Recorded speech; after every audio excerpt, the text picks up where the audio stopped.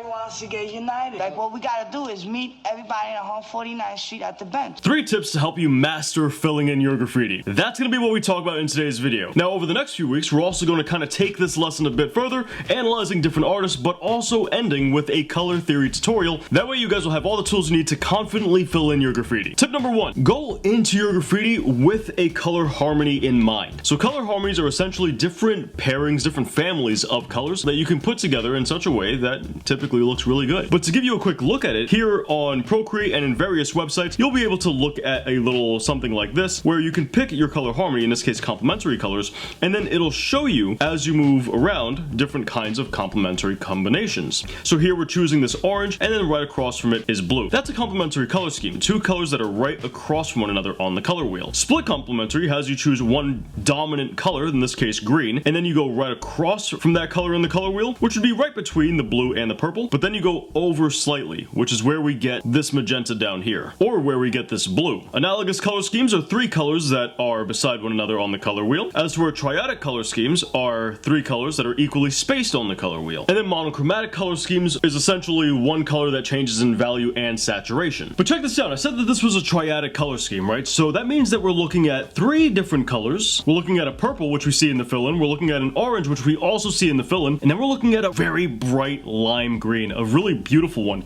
which is used as an accent for a nonchalant detail. You'll notice that the purple and the orange are selected just for the main character of our picture here, the letters, the graffiti. The letter structures themselves don't have any green imbued into them. And we can see another example right here with this piece, where he almost uses a split complementary color scheme. And the reason I say almost is because in graffiti we tend to have very, very punchy colors with spray paint, and graffiti artists tend to not get very specific with their color harmonies. They kind of get more generalized because spray paint tends to be more broad stroke with its actual, saturations, values, so on and so forth. And yes, you have middle grounds, but not everybody has access to that. But without getting into all that minutia, he's pretty much got a split complementary color scheme, as you can see here, with the really rich greens, the really rich pink, and then a very, very, very deep purple, which once again is why I say it's almost a split complementary. Now, something I do want to go ahead and clarify, and this could be a tip in and of itself. Using tools like this chart here is very helpful, but you don't really want to depend on things like this, right? So you have different programs like Procreate or different websites that you might find that kind of make the color harmony for you, and I encourage you guys not to depend on these features. You should be able to come up with harmonious color schemes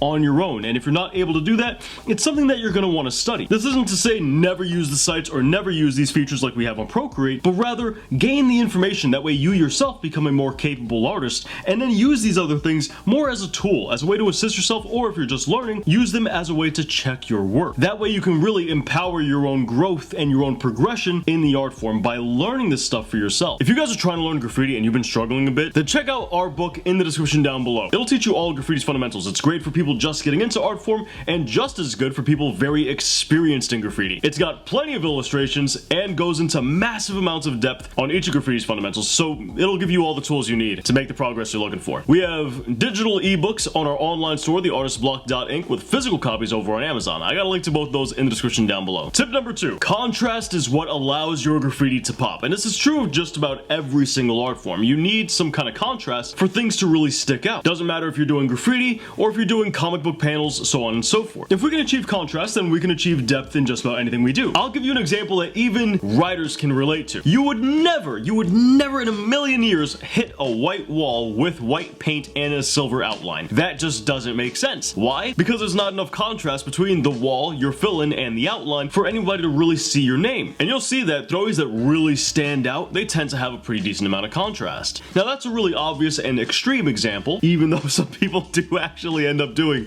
a silver and white outline and fill-in. But in a piece, we still want good contrast. We don't want everything to be saturated. We don't want everything to pop. To make our actual piece pop, it's important that we have areas that don't pop. So our goal with contrast is to essentially to break it down very simple and keep things as basic as possible. You want to have light against dark, dark against lights, warm colors versus cool colors, and saturated against desaturated. And we can contrast any combination of those. This piece right here is a perfect example of what we were talking about before, where contrast is key. And you'll notice what happens. The top of his S is colored orange, with the top of his K being colored purple. That's not a coincidence. That right there helps to differentiate these two different letter structures, because the orange isn't touching the purple. And then what happens? Right here, where his S begins to shift from being orange to being purple in his bottom portion here, on his K, he reflects that by switching from purple up here to orange down here. That way he maintains his contrast. Now, there's certain areas, especially in graffiti, where things can get a little bit muddied up as far as, like, you know, your letter structures are concerned. You're kind of bleeding letter structures into one another. Sometimes it can be a little bit hard in order to keep that pattern going, and we see that, yes, in fact, he does go ahead and get purple here onto purple here from the K to the O, but he's no slouch. He's not slacking on the job. He goes ahead and has orange here in the O with more purple around it to once again help differentiate that letter structure, help add contrast. Notice something else. He's got a lot of shadow in this area right over here with a much lighter value right there. Once again, thinking about contrast. We see that again where the right-hand side of the O is orange, so guess what? The left-hand side of the F, you better believe that that's going to be purple, and that's exactly what he does. Now, because he knows he wants to switch things up just a little bit, he makes the right-hand side of the F more orange, and you know what? You guessed it, man.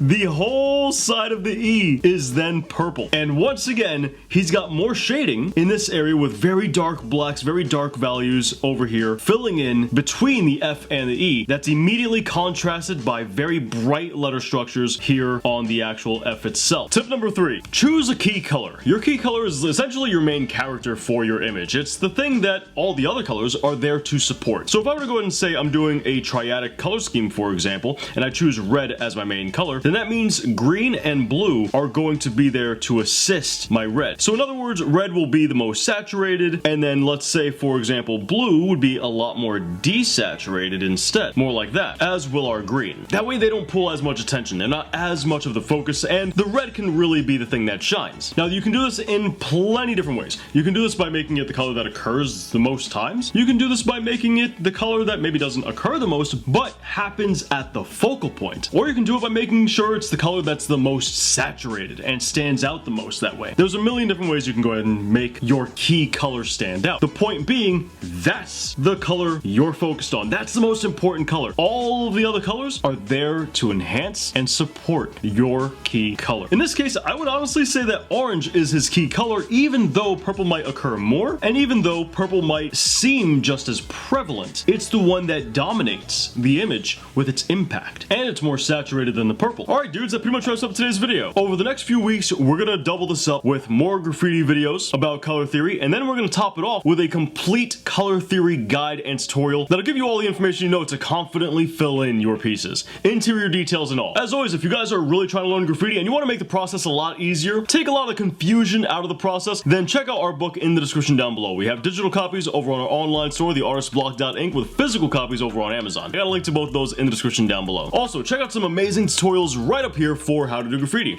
and more graffiti content right down here, and I'll catch you guys back here next week. Thanks for watching.